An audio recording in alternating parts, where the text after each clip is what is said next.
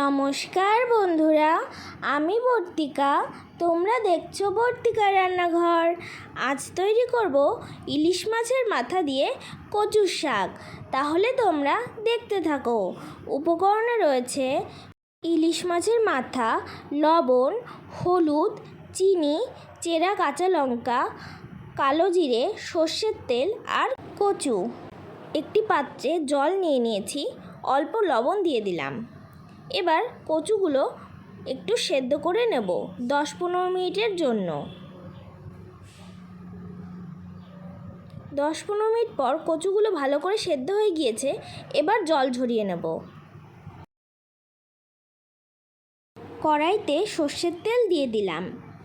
তেল গরম হয়ে আসলে লবণ হলুদ মাখিয়ে ইলিশ মাছের মাথাগুলো আমি ভালো করে ভেজে নেব।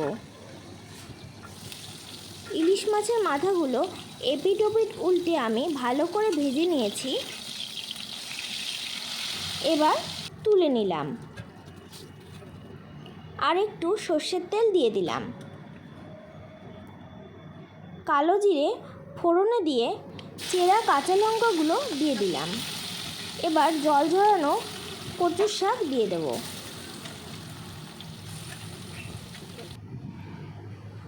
ভালো করে ভেজে নিচ্ছি।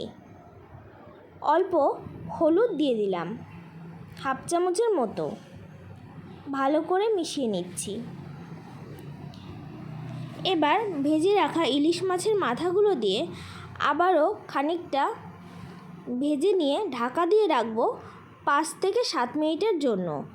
5-7 মিনিট পর মাথাগুলো একটু খুন্তির সাহায্যে ভেঙে নিচ্ছি। অল্প সামান্য লবণ দিয়ে দিলাম। যেহেতু আমি কচুটা সেদ্ধ করার সময় লবণ দিয়েছিলাম, তাই পরিমাণে অল্প লবণ দিলাম।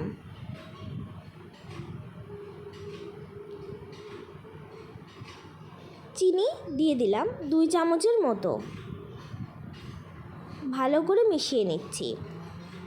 বন্ধুরা, মিডিয়াম আঁচে তোমরা এই রান্নাটি করবে। যখন দেখবে কচুর শাক থেকে তেল ছেড়ে এসেছে এবং কড়াইয়ের গায়ে আর লেগে যাচ্ছে না, তখনই কচুর শাক একদম তৈরি হয়ে যাবে। বন্ধুরা, আমার এই রেসিপিটি তোমাদের কেমন লাগলো অবশ্যই জানাবে।